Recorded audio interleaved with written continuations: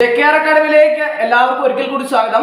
Cooperative service examination board വഴി സഹകരണ ബാങ്കിലേക്ക് നടത്തുന്ന പരീക്ഷയിൽ ഇനി വരുന്ന പുതിയ വിജ്ഞാപനങ്ങളിലൂടെ നടത്തുന്ന പുതിയ പരീക്ഷകൾക്ക് ഈ വർഷം വരുന്ന വിജ്ഞാപനങ്ങളിൽ, അതായത് 2025 പുറപ്പെടുവിക്കുന്ന വിജ്ഞാപനങ്ങളിൽ പരീക്ഷകളിൽ അടിമുടി മാറ്റമാണ് കോപ്പറേറ്റീവ് സർവീസ് എക്സാമിനേഷൻ ബോർഡ് വരുത്തിയിട്ടുള്ളത്.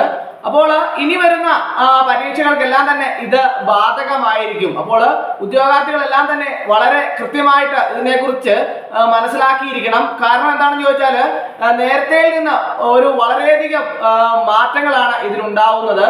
നേരത്തെ പരീക്ഷ എഴുതിയിരുന്ന ഉദ്യോഗാർത്ഥികളും എല്ലാവർക്കും അറിയാവുന്ന ഒരു കാര്യമാണ് എത്ര ചോദ്യങ്ങളാണ് പരീക്ഷയ്ക്ക് ഉണ്ടായിരുന്നത്. 160 ചോദ്യങ്ങളാണ് പരീക്ഷയ്ക്ക് ഉണ്ടായിരുന്നത്. അപ്പോൾ ഓരോ ചോദ്യത്തിനും 1/2 മാർക്ക് വീതമായിട്ടാണ് പരീക്ഷ നടത്തിയിരുന്നത്. 2 മണിക്കൂറായിരുന്നു പരീക്ഷാ സമയം. എന്നാൽ ഇനി അങ്ങോട്ട് 100 ചോദ്യങ്ങളാണ് ഉണ്ടാവുക. അതോടൊപ്പം തന്നെ ഓരോ ചോദ്യത്തിനും 1 മാർക്ക് വീതമായിരിക്കും ലഭിക്കുക. 1.5 മണിക്കൂറാണ് പരീക്ഷ സമയം. അപ്പോൾ ഉദ്യോഗാർത്ഥികൾ ഇത്രയും കാര്യങ്ങൾ വ്യക്തമായിട്ട് മനസ്സിലാക്കിയിരിക്കണം. ധാരാളം മാറ്റങ്ങളുണ്ട്. അതിൽ ആദ്യത്തെ മാറ്റമാണ് ഞാൻ പറഞ്ഞത്. അപ്പോൾ അതുപോലെ തന്നെ PSC പരീക്ഷ എഴുതുന്ന ഉദ്യോഗാർത്ഥികളെ സംബന്ധിച്ചിടത്തോളം അവർക്ക് സാധാരണ ഇപ്പോൾ അവർ ചെയ്തുകൊണ്ടിരിക്കുന്ന 100 മാർക്കിന്റെ ചോദ്യമാണ് PSC പരീക്ഷകൾക്കൊക്കെ ഉണ്ടായിരുന്നത്. എന്നാൽ കോപ്പറേറ്റീവ് സർവീസ് എക്സാമിനേഷൻ ബോർഡ് വഴി സഹകരണ ബാങ്കിലേക്ക് മാത്രം പരീക്ഷ എഴുതുന്ന ഉദ്യോഗാർത്ഥികൾക്ക് അവര് PSC പരീക്ഷ എഴുതാത്ത ഉദ്യോഗാർത്ഥികളാണെങ്കിൽ അവർക്ക് ഈ മാറ്റങ്ങൾ വളരെയധികം മനസ്സിലാക്കിയിരിക്കണം.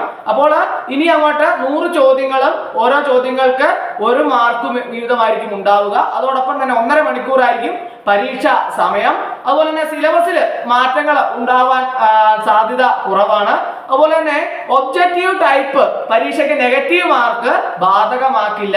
അതുപോലെ തന്നെ വിവിധ വിഷയങ്ങളിൽ അനുവദിച്ചിരുന്ന മാർക്കിൽ പുനഃക്രമീകരണമൊക്കെ വേണ്ടിവരും. അപ്പോൾ ഇത്രയും മാറ്റങ്ങളാണ് ആദ്യമായിട്ട് നിങ്ങൾ മനസ്സിലാക്കേണ്ടത്. ഇനി പുതിയതായിട്ട് വരുന്ന പ്രധാനപ്പെട്ട മാറ്റം എന്താണ്? ഇന്റർവ്യൂ ആണ് പ്രധാനപ്പെട്ട കാര്യം. അതായത് ഇന്റർവ്യൂവിൽ ഏർപ്പെടുത്തിയിരുന്ന ഉയർന്ന മാർക്കിൽ വർധന വരുത്തിയിട്ടുണ്ട്. ഇതുവരെ എത്ര മാർക്കാണ് ഉണ്ടായിരുന്നത്? 15 മാർക്കായിരുന്നു ഇന്റർവ്യൂ. ഇത് 20 മാർക്കായി വർദ്ധിപ്പിച്ചു. അതുപോലെ തന്നെ ഇന്റർവ്യൂവിൽ യോഗ്യത നേടാൻ ഇനി 4 മാർക്ക് നേടിയിരിക്കണം. അതുപോലെ തന്നെ ഇപ്പോൾ ഇത് 3 മാർക്ക് ആയിരുന്നു. അതുപോലെ തന്നെ 4 മാർക്കായിട്ട് ഉയർത്തിയിട്ടുണ്ട്. അതുപോലെ തന്നെ സ്വന്തം ജില്ലയിലെ ഉദ്യോഗാർത്ഥികൾക്ക് ഇന്റർവ്യൂവിൽ പങ്കെടുക്കുമ്പോൾ 5 മാർക്ക് വെയിറ്റേജ് ആയി നൽകിയിരുന്നത് ഒഴിവാക്കിയിട്ടുണ്ട്. അതുപോലെ തന്നെ ഭിന്നശേഷിക്കാർക്ക് 3% നിന്ന് 4% വർദ്ധിപ്പിച്ചിട്ടുണ്ട് സംവരണം. അതും പ്രത്യേകം മനസ്സിലാക്കണം. അതുപോലെ തന്നെ സഹകരണ സ്ഥാപനങ്ങളിലെ അപ്രൈസർ തസ്തികയിലേക്കുള്ള നിയമനം കൂടി സഹകരണ സർവീസ് ബോർഡിന് വിട്ടിട്ടുണ്ട്. കൂടുതൽ സഹകരണ സ്ഥാപനങ്ങളിലേക്കുള്ള നിയമനം ബോർഡ് നടത്തുവാനും തീരുമാനിച്ചിട്ടുണ്ട്. അപ്പോൾ ധാരാളം ഒഴിവുകളൊക്കെ ഇനി വരാനും ധാരാളം തസ്തികകളിലേക്ക് വിളിക്കാനുമുള്ള സാധ്യതകളുണ്ട്. ഉദ്യോഗാർത്ഥികൾക്ക് വളരെയധികം പ്രയോജനപ്രദമായ രീതിയിൽ ധാരാളം ഒഴിവുകൾ വരാൻ സാധ്യതയുണ്ട്. വിവിധ തസ്തികകളിൽ നിയമനം ലഭിക്കുന്നവർക്ക് 6 മാസത്തിനകം പോലീസ് വെരിഫിക്കേഷൻ പൂർത്തിയാക്കണമെന്ന് വ്യവസ്ഥ ചെയ്തിട്ടുണ്ട്. ഇതിനുള്ള മാനദണ്ഡങ്ങൾ സഹകരണ രജിസ്ട്രാർ പുറപ്പെടുവിക്കും. അതുപോലെ തന്നെ വിവിധ സഹകരണ സ്ഥാപനങ്ങളിലെ ഒഴിവുകൾ 3 മാസത്തിനകം പരീക്ഷാ ബോർഡിനെ അറിയിക്കണമെന്നും തീരുമാനിച്ചിട്ടുണ്ട്. റിപ്പോർട്ട് ചെയ്ത ഒഴിവുകൾ അസാധുവാക്കുന്നത് സഹകരണ രജിസ്ട്രാറുടെ അനുമതിയോടുകൂടി ആയിരിക്കണം. അതുപോലെ തന്നെ രജിസ്ട്രാറുടെ അനുമതിയോടുകൂടി ആയിരിക്കണമെന്ന് മാത്രമല്ല, അങ്ങനെ റിപ്പോർട്ട് ചെയ്ത ഒഴിവുകൾ എന്തെങ്കിലും കാരണവശാൽ അസാധുവാക്കുകയാണെങ്കിൽ അത് രജിസ്ട്രാറുടെ അനുമതിയോടുകൂടി മാത്രമേ പാടുള്ളൂ എന്നും കൂടി പറഞ്ഞിട്ടുണ്ട്. അതുപോലെ തന്നെ സഹകരണ സർവീസ് പരീക്ഷാ ബോർഡ് നടത്തി ഷോർട്ട് ലിസ്റ്റ് പ്രസിദ്ധീകരിച്ചു കഴിഞ്ഞാൽ ഉൾപ്പെട്ട സഹകരണ സ്ഥാപനങ്ങൾ 2 മാസത്തിനകം ഇന്റർവ്യൂ പൂർത്തിയാക്കി 2 ആഴ്ചക്കകം മാർക്ക് ഉൾപ്പെടുത്തിക്കൊണ്ടുള്ള ലിസ്റ്റ് ബോർഡിന് കൈമാറണമെന്ന വ്യവസ്ഥ മാറ്റം വരുത്തിയിട്ടുണ്ട്. അതെന്താക്കി? 1 മാസത്തിനകം ഇന്റർവ്യൂ പൂർത്തിയാക്കി 1 ആഴ്ചക്കുള്ളിൽ ലിസ്റ്റ് കൈമാറണമെന്നും വ്യവസ്ഥ പരിഷ്കരിച്ചിട്ടുണ്ട്. അപ്പോൾ ഈ വൻ മാറ്റങ്ങളാണ് കോപ്പറേറ്റീവ് സർവീസ് എക്സാമിനേഷൻ ബോർഡ് വഴിയുള്ള സഹകരണ സ്ഥാപനങ്ങളിലേക്കുള്ള പരീക്ഷകളിൽ മാറ്റങ്ങൾ വരുത്തിയിട്ടുണ്ട്. അപ്പോൾ എല്ലാ ഉദ്യോഗാർത്ഥികളും പ്രത്യേകം മനസ്സിലാക്കിയിരിക്കണം.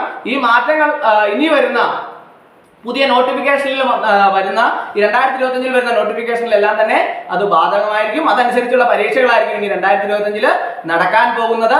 അപ്പോൾ എല്ലാ ഉദ്യോഗാർത്ഥികളും ഈ മാറ്റങ്ങളെ കുറിച്ച് വ്യക്തമായിട്ട് മനസ്സിലാക്കിയിരിക്കണം. ആ മാറ്റങ്ങൾ അനുസരിച്ച് വേണം ഇനി അങ്ങോട്ട് പരീക്ഷയിൽ നമ്മൾ സമയം കണ്ടെത്താനും പരീക്ഷകൾ വേണ്ടി തയ്യാറെടുക്കാനും വേണ്ടിയിട്ട്. അല്ലാതെ നേരത്തെ പോലെ ആയാൽ 2 മണിക്കൂറുണ്ട് എന്ന് വിചാരിച്ചാൽ അത്രയും സമയം നമുക്ക് കിട്ടില്ല. 1.5 മണിക്കൂറാണ് സമയമുള്ളത്. ചോദ്യങ്ങൾ 160-ൽ നിന്ന് 100 കുറച്ചു. അതുപോലെ തന്നെ ഭിന്നശേഷിക്കാർക്ക് സംവരണം കൂട്ടിയിട്ടുണ്ട്.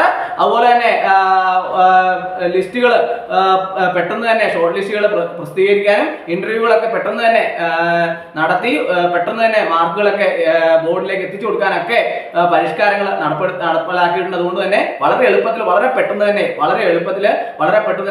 ജോലികൾ ഉദ്യോഗാർത്ഥികൾക്ക് ലഭിക്കാനുള്ള ഒരു സാഹചര്യമാണ് ഉണ്ടായി വരുന്നത്. അപ്പോൾ ഇതെല്ലാ ഉദ്യോഗാർത്ഥികൾക്കും വളരെയധികം പ്രയോജനപ്രദമായിരിക്കുമെന്ന് വിശ്വസിക്കുന്നു. അപ്പോൾ എല്ലാവർക്കും ഇന്നത്തെ ക്ലാസ് വളരെയധികം ഇഷ്ടമായി വിചാരിക്കുന്നു. ഒരിക്കൽ കൂടി എന്ന് പറഞ്ഞു നിർത്തട്ടെ. നന്ദി, നമസ്കാരം.